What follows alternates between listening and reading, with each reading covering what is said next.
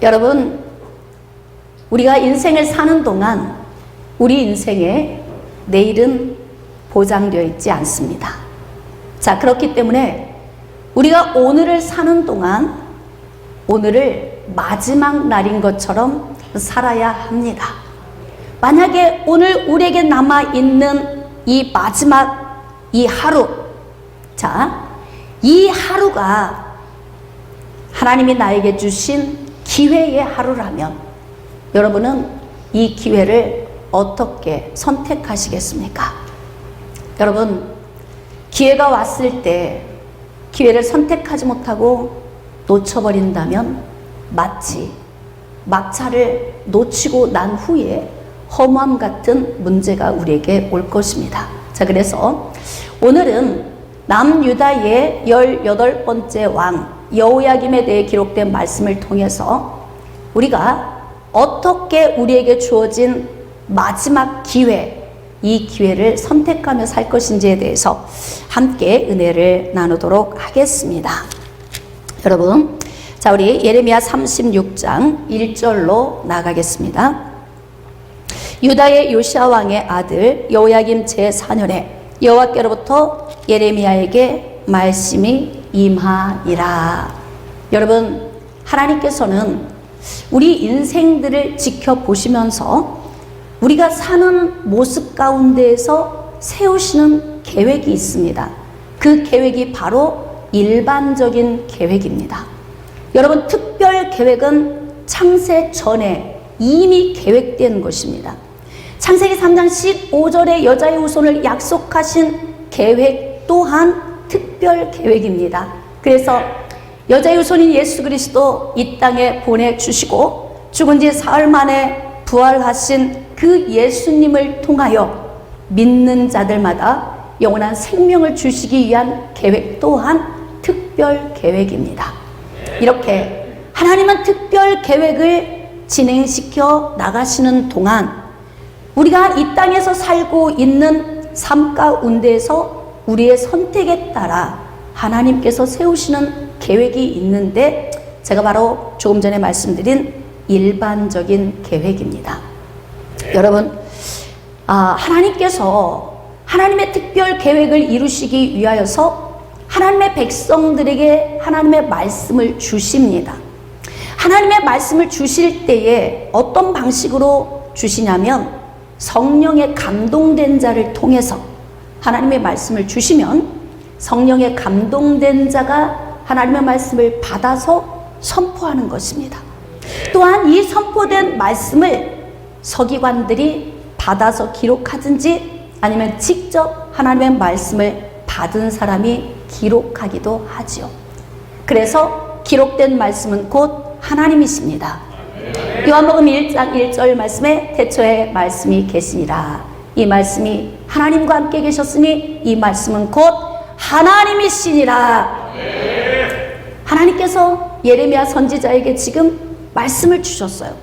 그런데 이 말씀을 주실 때가 언제냐면 여호야김 즉위 4년 될 때다 그렇습니다. 여러분, BC 586년에 남유다가 멸망을 했는데 남유다의 멸망의 이 사건에 대해서 하나님이 계획해 놓으신 이유는 하나님의 백성들이 너무나 범죄하는 가운데 사는 거예요. 죄 가운데서 늘 범죄하니까 하나님께서 너희들 이렇게 멸망 올 거야. 그러니까 이 멸망을 내가 앞에 두고 있으니까 언제라도 유턴하고 돌아오기만 해. 그러면 내가 용서해주고 내 일반적인 계획을 바꿀 수도 있어. 이렇게 하나님께서 선지자를 통해서 말씀을 주시는 거예요. 자, 그래서 하나님께서 예레미야 선지자를 부르시고 그리고 여호야김 제4년에 하나님이 말씀을 주시는데 어떤 말씀을 주십니까? 2절입니다. 너는 두루마리 책을 가져다가 내가 내게 말하던 날 곧 요시아의 날부터 오늘까지 이스라엘과 유다와 모든 나라에 대하여 내가 내게 일러준 모든 말을 거기에 기록하라. 여러분, 몇 주 전에 우리가 요시아 왕에 대해서 말씀을 묵상을 했습니다. 종교개혁을 단행하고 그의 고모부인 제사장 여호야다가 영적 바리케이드를 치고 있는 동안 그렇게 아름다운 믿음의 신앙을 갖고 있었던 요시야. 물론 마지막 인생의 그 말로에 도달했을 때 타락한 영적인 문제로 그는 젊은 나이 39세에 요절했다. 이 말씀을 제가 여러분에게 증거를 했었어요. 이 여호야김 왕은 요시야 왕의 아들입니다. 아버지는 그래도 그런 대로 하나님 앞에 영적으로 온전히 서서 영광 돌리며 살았던 왕인데, 여호야김 이 왕은 아버지가 간 길로 가지 않고 악한 길로 간 왕입니다.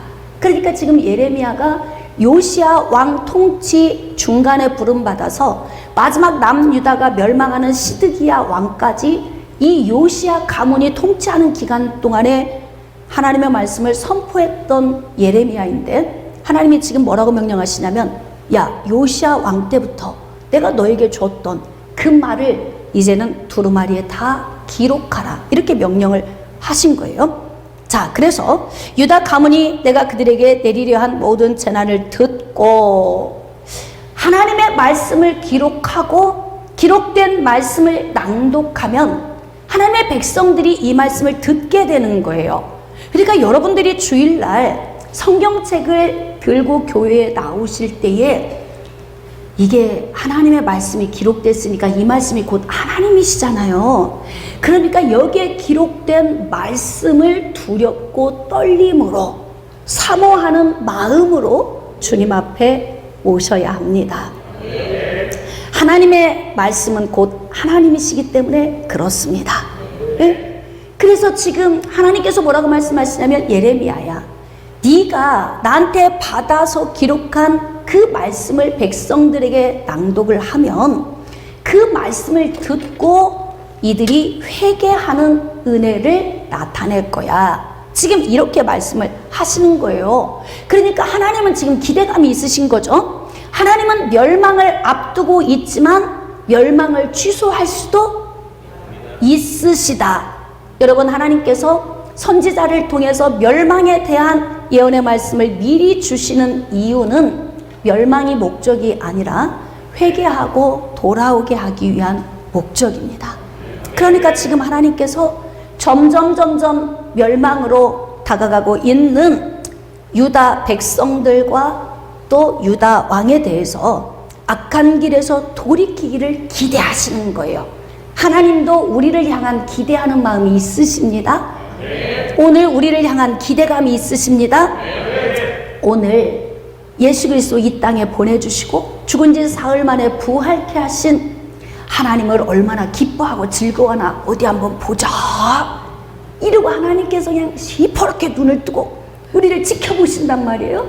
어때요? 오늘 기쁨으로 예배 올려드렸습니까? 발견된 줄 믿습니다. 발견되면 하나님의 능력이 우리에게 임하십니다. 그러니까 하나님은 하나님의 백성들을 향한 기대감이 있으신 거예요. 하나님이 하나님의 백성들을 멸망시키고 쓸어버리는 것이 즐거우시겠습니까? 그러니까 하나님은 어떻게 해서든지 기회를 줘서 유턴하고 돌아오게 하기 위하심이에요. 그러니까 악한 길에서 돌이킬 거야. 그리하면 그 악과 죄를 내가 용서할 거니까 지금 내가 너에게 하는 모든 말을 받아 기록해. 그리고 백성들 앞에서 낭독해. 이렇게 하나님이 명령을 주신 거예요. 자, 그래서 서기관 바룩에게 하나님이 주신 말씀을 선포하니까 서기관이 옆에서 다 받아서 두루마리에 기록을 합니다. 자, 이제 기록을 하고 난 후에 성전 안에 있는 사람과 모여든 백성들에게 이 말씀을 낭독을 한 거예요. 이 말씀을 낭독을 할 때에 그 가운데 누가 있었냐면 11절입니다. 사반의 손자요 그마랴의 아들인 미가야가 그 책에 기록된 여호와의 말씀을 다 듣고, 밑줄 그으세요. 거의 듣고. 여러분, 듣는 자가 복이 있습니다. 요한계시록 말씀에서 자주 기록된 말씀이 있어요. 예, 성령이 교회들에게 하시는 말씀을 들을지어다. 들을 수 있는 귀가 있는 사람이 복이 있습니다. 들을 수 있다는 것은 마음이 열린 것이고 마음이 열렸다는 것은 하나님을 바라보고 있다는 거예요. 그러니까 그 가운데에서 미가야가 그 기록된 여호와의 말씀을 다 들은 겁니다. 자, 그리고 미가야가 왕궁에 있는 고관들에게 달려갔습니다. 고관들에게 달려가서 여차히 저차히 이야기를 하니까 그 고관들이 그러면 그 두루마리를 좀 가져와 봐라.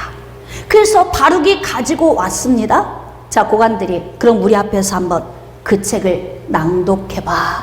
그러니까 바룩이 그 책을 두루마리를 조금씩 펼치면서 말씀을 읽어 내려가기 시작하는 거예요. 하나님의 기록된 말씀을 읽어 내려가는데 거기에 어떤 말씀이 기록되어 있을까요? 여러분이 예레미야 말씀을 묵상해서 아시겠지만 하나님이 예레미야를 부르시고 예레미야야, 지금 네가 무엇을 보고 있느냐? 이렇게 질문을 하셨어요. 그러니까 예레미야가 대답했단 말이에요. 끓는 가마가 보입니다. 그런데 이 끓는 가마가 북쪽에서부터 기울어졌나이다. 그러니까 하나님께서 말씀을 주시죠. 북방에서 한 나라를 일으켜 이 땅을 멸할 것이다. 그러니까 하나님이 주신 말씀을 다 기록을 했으니까 지금 이들이 예레미야서를 읽고 있는 것과 같은 거예요. 여러분이 성경 통독하시면서 예레미야서를 앞으로 읽게 될 텐데 오늘 이 설교를 들으시고 좀 더 이 말씀을 깊이 묵상할 수 있기를 원합니다. 그러니까 예레미야가 기록한 이 모든 글을 지금 바룩이 고관들 앞에서 낭독을 하는 거예요.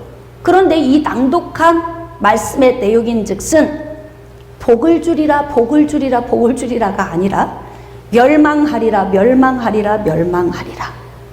대부분의 내용의 모든 글이 그러면서 한 나라 바벨론을 일으켜 유다를 멸망시키겠다고 하는 이 말씀이 요지예요. 지금 낭독하는 말씀의 요지입니다. 자, 이 말씀을 듣는데 고관들이 깜짝 놀라는 거예요. 여러분 생각해 봅시다. 거의 남유다가 멸망할 때까지 40여 년을 예레미야가 남유다 멸망합니다. 멸망합니다. 곧 옵니다. 계속 선포했어요. 그런데 유다 백성들이 이 말씀을 귀담아 듣지 않습니다. 그리고 여러분, 선지자 한 사람이 가는 곳에서 외치는 이 말씀이 얼마나 효력이 있겠습니까? 이들이 마음이 열려 있다면 회개의 영이 임하여서 회개하는 역사가 있고 유턴하고 돌아올 텐데 너무나 악한 삶을 살다 보니까 이 말씀이 귀에 들어오지 않는 거예요. 그러니까 이 말씀을 봉독하는데 생소한 거예요. 여러분, 제가 설교할 때 깜짝깜짝 놀랄 때가 있어요. 언제인 줄 아십니까? 목사님, 처음 듣는 말씀 같아요. 나 이럴 때 내가 심장이 쿵하고 떨어지는 것 같아. 그렇게 수없이 반복적으로 저는 여러분들에게 굉장히 영적 원리를 반복적으로 선포합니다. 그런데도 처음 듣는 것 같다는 거예요.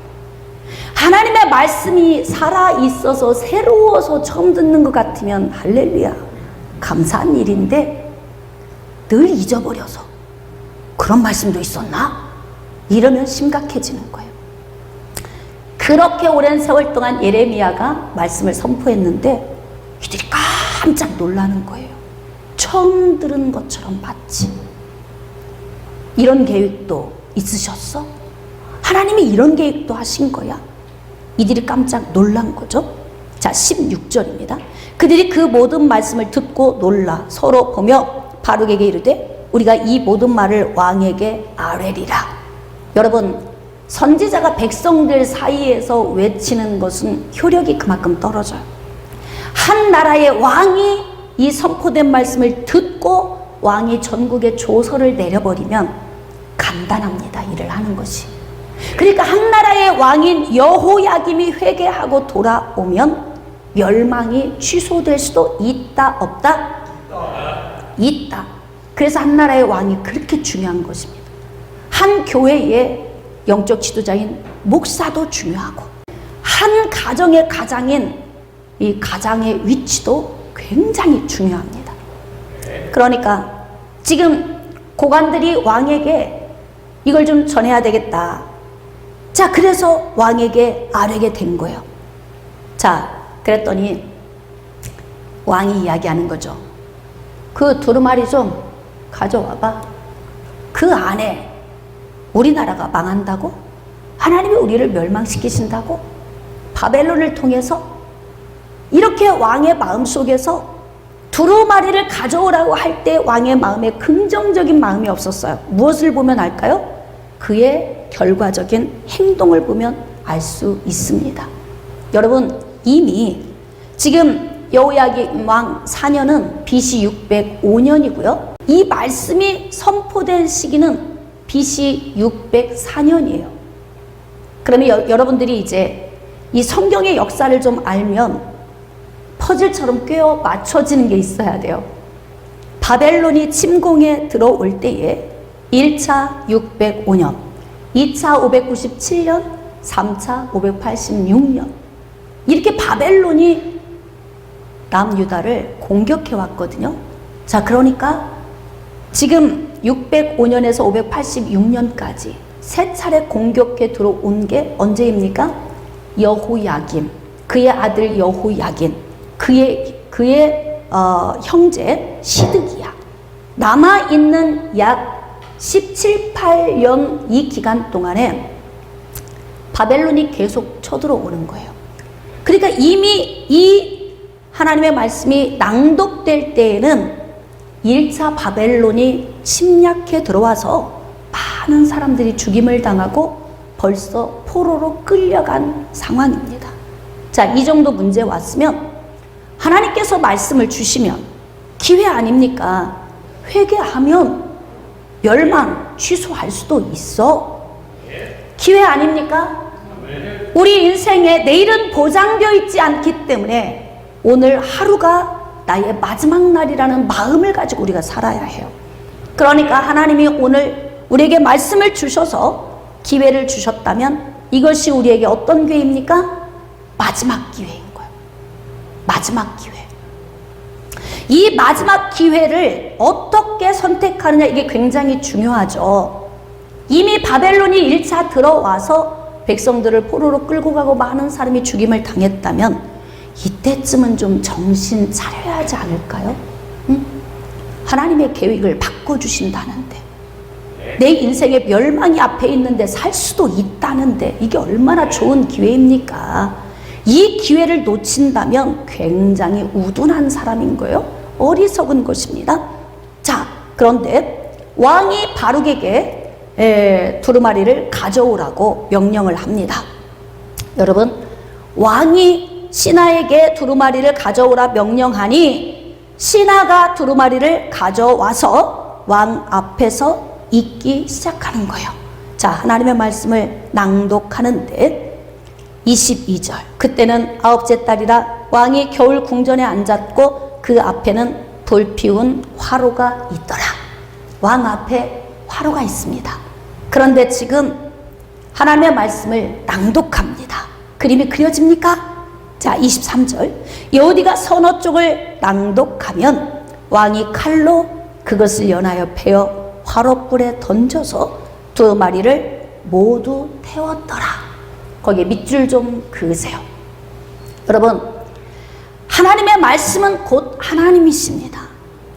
그런데 지금 하나님의 말씀이 낭독되는데 서너 쪽 낭독하기 시작하면 그때 왕이 와서 날카로운 칼로 베어다가 자기 앞에 있는 화롯불에서 태우는 거예요. 여러분, 그 모습이 그림이 그려집니까? 야, 이 여호야김 왕의 얼굴빛과 태도를 지금 하나님이 지켜보고 계신 거예요. 하나님이 살아계시긴 살아계신 거야? 어떻게 하나님이 남유다를 멸망시키신다고? 그러지 않아. 내가 바벨론을 이길 거야. 뭐 별 생각을 다 했겠죠. 그러면서 다시 또 낭독하면 가서 또 칼로 베어내고 그것을 또 불에 태우고, 이 말씀이 다 낭독될 때까지 왕이 곁에서 그 말씀을 칼로 다 베어서 불로 다 살라버린 거예요. 여호야김이 이렇게 행동할 수밖에 없었던 이유가 무엇일까요? 강팍하기 때문입니다. 하나님의 말씀을 듣지 않기 때문에 그래요. 여러분, 하나님의 말씀을 들으면 듣는 사람 심령 안에서 하나님의 말씀이 살아서 움직이십니다. 그래서 하나님의 말씀은 활력 있게 우리 가운데서 역사하셔서 혼과 영과 관절과 골수를 찔러서 쪼개시는 거예요. 그러니까 하나님의 말씀을 진정으로 들었다면 여기에서 회개의 역사가 일어나고, 오늘 내 인생에 주신, 하나님이 나에게 주신 이 마지막 기회를 다시 회생하고 살아나는 것으로 이 기회를 붙잡아야 됩니다. 그런데 여호야김은 얼마나 심령이 강팍한지 하나님의 말씀을 듣지 않아요. 회개하지 않습니다. 그리고 하나님의 말씀을 불태웁니다. 이 행위는 하나님을 경홀히 여기는 것입니다. 하나님을 멸시하는 거예요. 나를 멸시하는 자를 내가 멸시할 것이고, 나를 존중하는 자를 내가 존중하리라. 할렐루야. 그러니까 여호야김의 그 뒷날이 보입니까? 그림이? 멸망을 앞두고 있는데 이렇게 강팍하게 행동하고 있는 여호야김 왕의 모습 속에서 혹시 우리의 모습이 비춰진다면 우리 오늘 우리 자신을 발견하고 회개하셔야 합니다. 오늘 하나님께서 우리에게 마지막으로 기회를 주셔. 그래서 너 인생의 삶에 유턴하고 돌아오면 내가 복 줄게. 그냥 유턴하고 돌아만 와. 내가 다른 걸 요구하지 않아. 내 얼굴을 구하고 내 영광을 구하면 내가 은혜 줄게. 내가 너를 얼마큼 사랑하는지 알지? 내 품속에 있는 독생자 예수 너에게 보냈잖아. 창세기 3장 15절에 약속한 그 약속이 수천 년 지나도록 내가 품속에 품고 있다가 나의 때에 이 땅의 여자의 후손으로 보내서 너희들을 소생시키고 살렸잖아. 그가 생명이기에 땅속에 머물러 있지 않고 무덤을 깨뜨리고 죄의 권세를 깨뜨리고 부활하지 않았느냐. 나는 너희를 사랑한다. 그러니까 기회를 주는 거 아니에요? 사랑하시니까 기회를 주시는 거예요. 그런데 하나님의 사랑을 받을 그릇이 못 되는 겁니다. 그러니까 하나님의 말씀을 다 불에 던져 살라버린 거예요. 자, 24절입니다. 왕과 그의 신하들이 이 모든 말을 듣고도 두려워하거나 자기들의 옷을 찢지 아니하였고, 무언에 동조하는 동조자들이 왕 곁에 함께 있는 거예요. 이렇게 비슷한 사람들이 함께 모이면 같이 멸망하는 것입니다. 여러분, 우리 주변에 깨어있는 사람이 있는 것이 여러분에게 복입니다. 깨어있는 사람이 하는 말이 아프죠. 권사님, 코로나라고 너무 집에만 계시지 말고 성전 예배를 좀 회복하세요. 나도 알아. 그런 말 안 해도 나도 알아. 그러나 전염병이라 위험하니까 안 가는 거야. 내가 뭐 몰라서 안 가는 줄 알아. 또 이렇게 말하는 사람이 있을 거예요. 응? 권사님, 지금이 하나님 앞에 나와서 회개할 때입니다. 그러면 아프잖아, 이 말이요.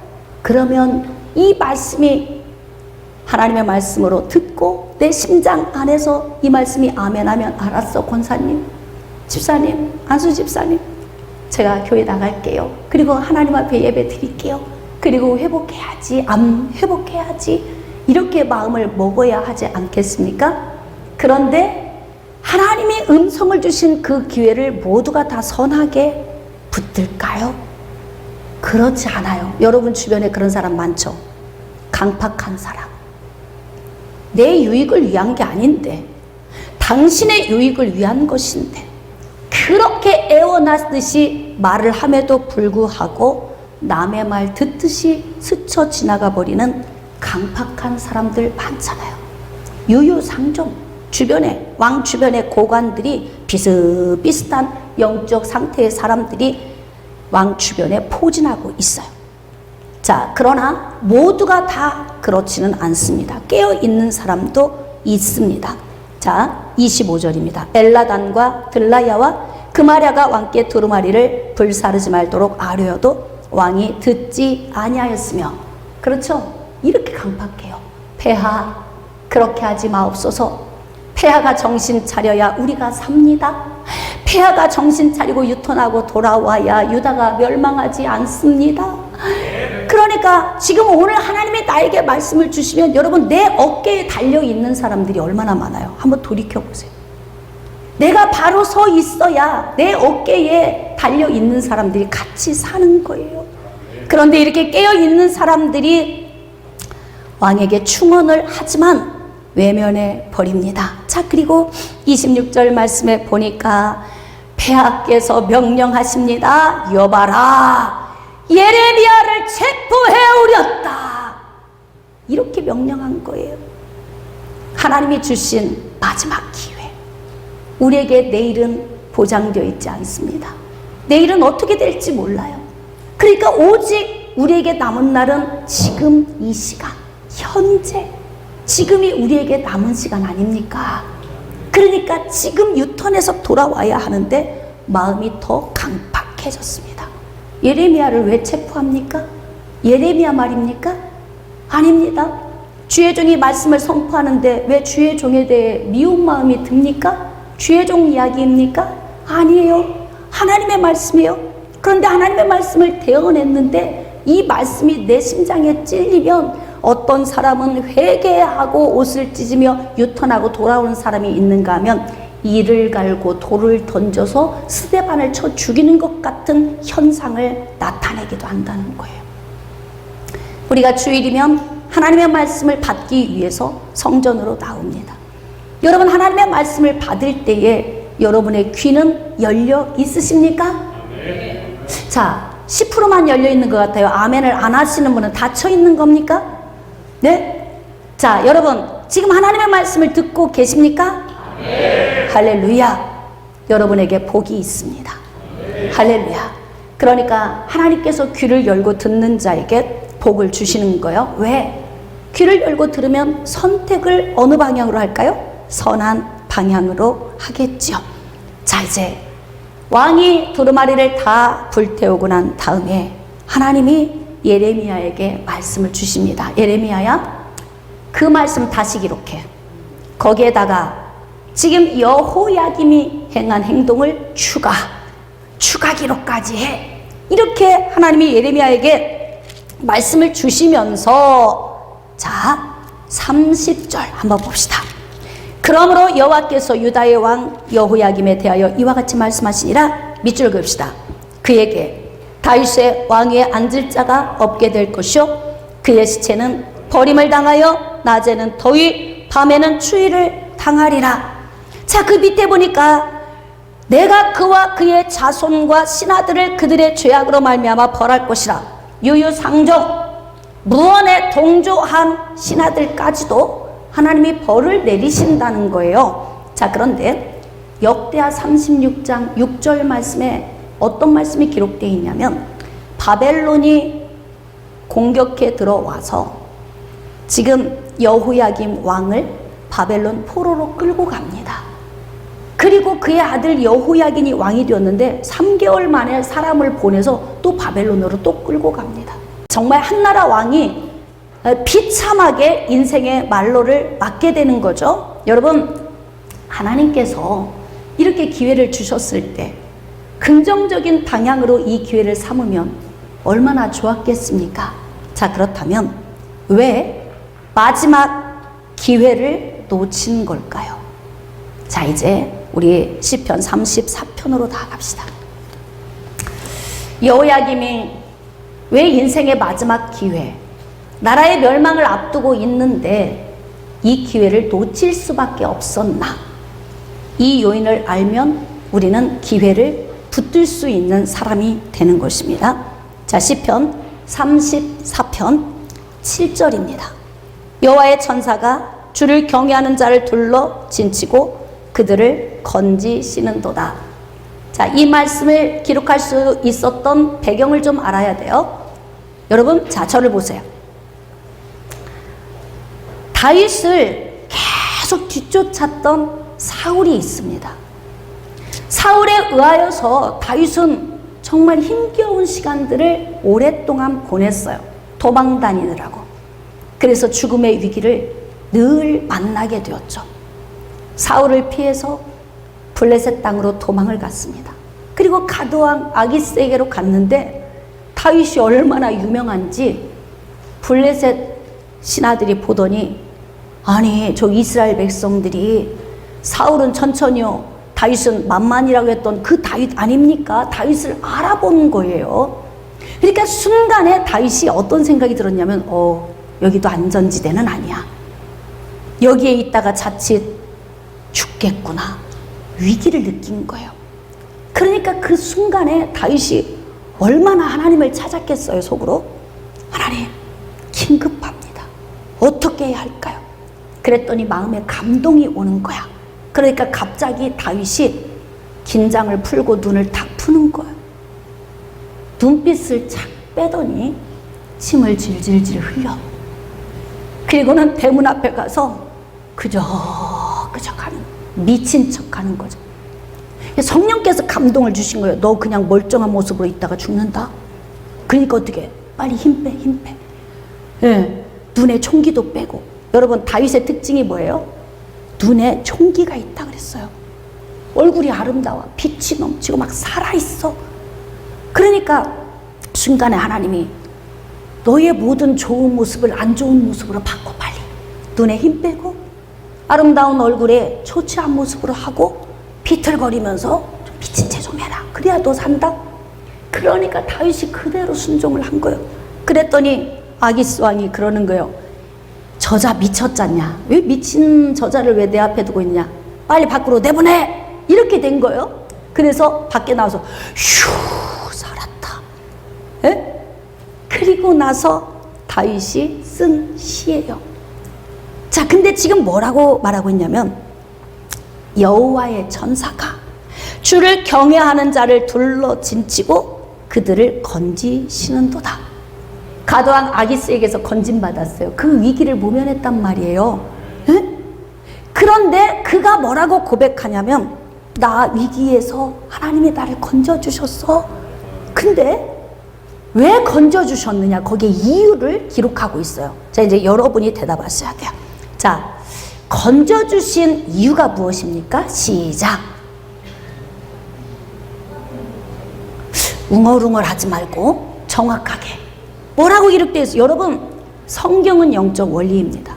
신앙생활을 하는 것을요, 마치 멍에를 메고 가듯이 신앙생활 하지 마세요. 진리를 알면 자유해집니다. 이 영적 원리를 쫓아 살면 굉장히 신앙생활이 즐겁습니다. 그런데 지금 다윗은 뭐라고 고백하고 있냐면, 나를 둘러 진치고 나를 건지신, 천사를 보내서 나를 도우신 그 하나님이 왜 나를 도우셨냐면, 내가 하나님을 경외하고 살기 때문에 나를 도우신 거다. 여러분, 누구보다도 내가 내 자신을 더 알지 않아요? 오늘 한번 봅시다. 나는 하나님을 경외하는 자인가? 나는 하나님에게서 멀리 떨어져 있는 자인가? 여호야김이 왜 인생의 마지막 기회, 기가 막힌 거죠. 멸망을 취소할 수도 있다, 이렇게 말씀하시는데 왜 그 기회를 잡지 못하고 더욱더 마음을 강팍하게 했을까요? 여호와를 경외함이 없기 때문에 그래요. 그러니까 여러분이 이것을 그림을 그려보세요. 자신 앞에 있는 화로에 하나님의 말씀을 읽을 때마다 면도칼로 쓱 잘라서 불에 다 태워. 야, 이 광경을 하나님이 보면서 어떤 심정이셨을까? 그러면 그 말씀을 불에 태운 여호야김은 어떤 영적 상태였을까? 그러니까 다윗과 여호야김은 어떤 차이예요? 둘 다 왕이에요. 둘 다 하나님이 세우신 자들입니다. 그럼에도 불구하고 다윗은 하나님을 경외하는 삶을 살았고, 여호야김 안에는 하나님을 경외함이 없었다는 거예요. 하나님을 공경하고 두려워하는 마음이 없는 여호야김, 그의 인생은 바벨론의 포로로 끌려가요. 자식도 포로로 끌려가요. 그리고 그의 형제 시드기야도 포로로 끌려갑니다. 결국 예루살렘이 함락되고 남유다는 BC 586년에 멸망하고 맙니다. 아까워. 기회가 있었는데. 그렇죠? 여러분이 가끔 뒤를 돌아보면서 그때가 기회였는데, 그 놓친 것 때문에 지금도 막 마음이 속이 상하고 쓰리고 아린 그런 분 혹시 안 계십니까? 특히 하나님이 주신 마지막 기회, 지금입니다. 내일은 보장되어 있지 않습니다. 방송 앞에서 예배드리시는 분들, 이제 정말 주일에 코로나 때문에 못 나오지만 체인지해서라도 구역장님이 오늘은 가지 마시고 제가 갈게요. 그래도 일주일에 한 번씩이라도 돌아가면서라도 성전을 좀 밟읍시다. 이런 열정을 가지고 하나님의 성전에 나오셔야 합니다. 깨달아지시면 아멘. 그러니까 우리 인생에 주어진 기회를 잘 잡는 경우가 어떤 경우냐면, 하나님을 경외하는 마음을 가지고 있으니까 하나님의 성령의 은혜 안에 붙들려서 감동 감화가 오고 순간의 순발력, 영적 순발력, 그래서 탁월한 이 순발력을 동원해서 죽음의 위기에서 살아난 다윗이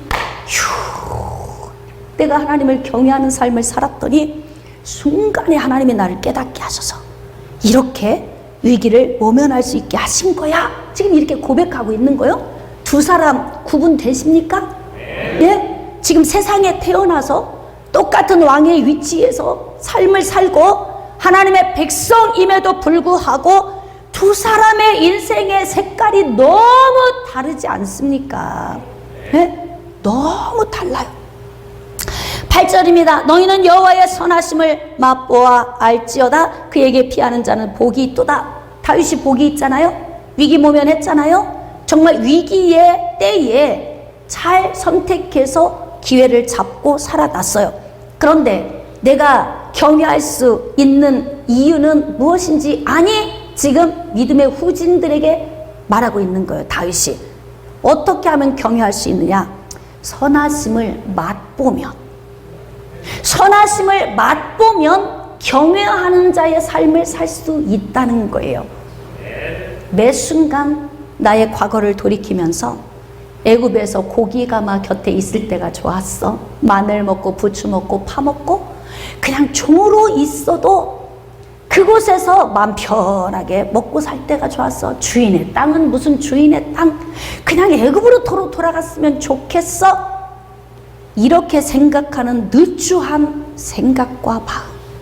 그런데 다윗은 뭐라고 고백하고 있냐면 선하심을 맛보라는 거예요. 왜 이스라엘을 애굽에서 가나안으로 이끌어야 하시며, 왜 이들은 지금 광야에서 이렇게 힘겨운 시간을 보내야 하는가? 이유는 딱 하나입니다.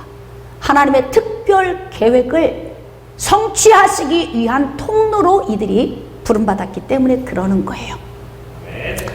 죽은 영혼들을 살리기 위해서 하나님이 예수 그리스도를 준비해 놓으셨습니다. 그래서 예수 그리스도를 먼저 선포하셨어요.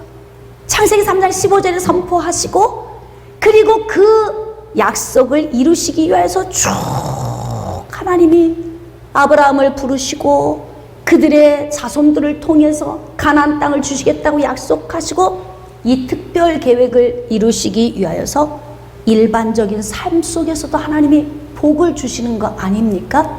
그러니까 하나님께서 이렇게 은혜 주시는 그 선하심을 맛보라는 거예요.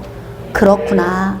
예수 그리스도 오시는 통로로 우리의 조상 아브라함을 부르셨고, 그 아브라함에게 가나안 땅을 약속하셔서 이제 우리가 민족을 이뤘으니까 빨리 가자. 하나님의 선하심이 우리와 함께 하신다. 그곳에 가서 정착하고 있으면 여자의 후손 우리를 통해서 오신다. 그러면 모든 민족이 복을 받게 된다. 창세기 12장 3절 말씀이 성취된다. 이러면서 하나님의 선하심을 맛보면 지금 광야에서의 삶도 그런 대로 지낼만 해요. 왜 그렇습니까? 광야인데 하나님께서 만나를 주시고 메추라기를 주셔서 굶지 않게 하셔서 종합 영양제를 주셔서 영양실조 걸린 사람 한 사람도 없이 그 만나 하나만 먹었는데도 그들에게 힘이 넘치고 가나안을 가서 정복할 수 있도록 은혜 주신 하나님의 선하심을 맛보아 알지어다. 어쩌면 그렇게도 부정적인지 하나님의 선하심을 맛보지 못하고 내 인생의 삶의 형편과 상황과 어려운 문제만 바라보면서 감사하지 못하면 하나님을 경외할 수가 없어요. 경외하지 못하면 어떤 문제가 발생됩니까? 오늘 하나님이 나에게 주신 기회를 놓쳐버립니다. 여호야김이 바로 그렇습니다. 그러니까 하나님을 경외하는 삶이 얼마나 중요합니까? 매일같이 하나님의 선하심을 맛보십시오. 아직도 여러분 인생에 부족한 것이 많고 응답받아야 할 문제 많지만 그래도 돌이켜보면 지금까지 인도해 오신 하나님이 구름기둥과 불기둥으로 나와 함께 하셨구나. 이런 감동 오지 않습니까? 더군다나 예수님 부활 그 은혜를 우리에게 주셔서 마지막 날에 우리를 다시 살리시는 은혜, 이 구원의 완전한 자리까지 우리가 나아가도록 하나님이 어떻게 영원히 우리와 함께 하시니까 이 선하심을 느끼고 맛볼 때 주 하나님 독생자 예수 날 위하여 오시었네. 내 모든 죄 용서하시고 죽음에서 부활하신 나의 구세주. 할렐루야. 하나님의 선하심을 맛보알지어다. 내가 누구이기에, 내가 무엇이기에 하나님이 이런 은혜를 주셨는가, 이것을 계속 맛을 보는 거예요. 맛을. 야, 하나님이 오늘도 나를 호흡하게 하시네. 감사해 안 감사해? 내가 막 죽을 것만 두려워하지 말고 나는 영원히 죽지 않는다. 몸은 죽어도 나의 영혼은 주님 품에, 그리고 마지막 날에 예수님이 다시 우리를 일으켜 세워주시는 그 완전 구원의 자리로 나가니까 우리가 받은 은혜가 얼마나 기가 막힙니까? 깨달아지시면 아멘. 그러니까 두려워하지 마시고 하나님의 선하심을 맛보며 사세요. 그러면 하나님을 경외하는 자가 되어집니다. 막 하나님을 공경하게 되고요, 하나님을 두려워 떨면서 그분의 사랑의 은혜 안에 나아갈 수 있게 되는 거예요. 자, 9절 말씀 우리 한 목소리로 시작. 너희 성도들아 여호와를 경외하라. 그를 경외하는 자에게는 부족함이 없도다. 아멘. 하나님께서 나에게 주신 마지막 기회를 생명의 방향으로 선택하며 나아갈 수 있는 자가 바로 어떤 자이냐면 하나님을 경외하는 자. 그러면 부족함이 없다는 거예요.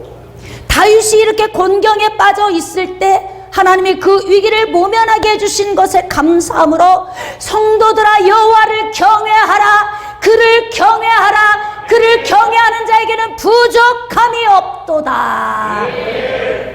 경험한 사람만 이렇게 말할 수 있는 거예요. 깨달아지시면 아멘.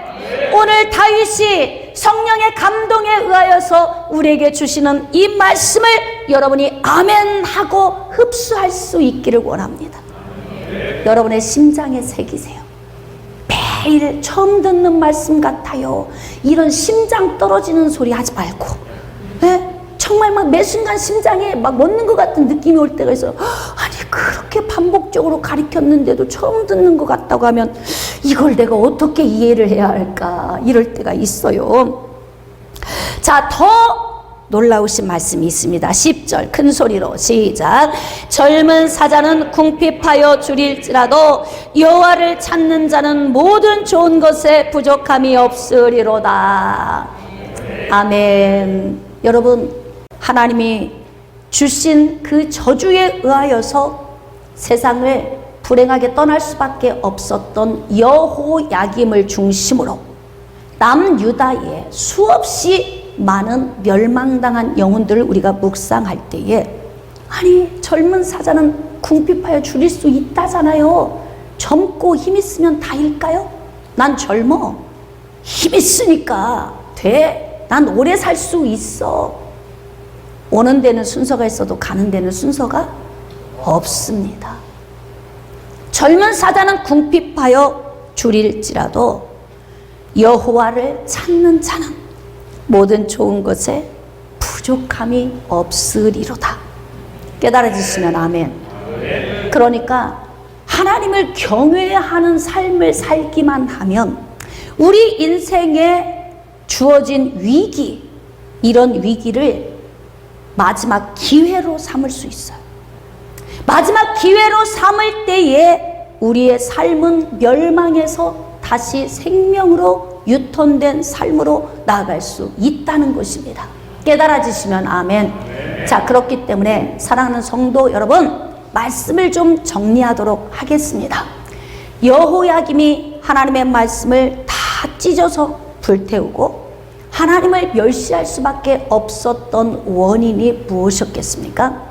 바로 경외함이 없었기 때문입니다.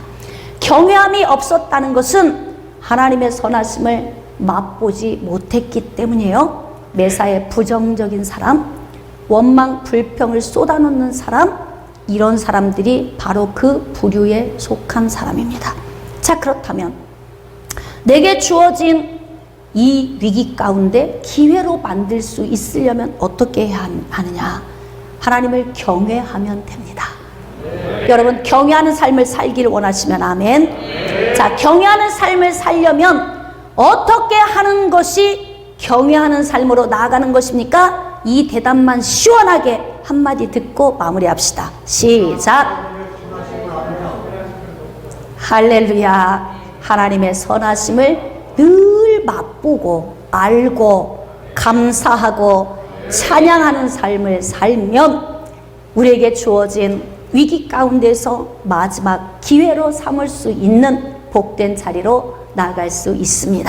여러분의 인생의 삶이 이렇게 복된 삶이 되시기를 주님의 이름으로 축복합니다.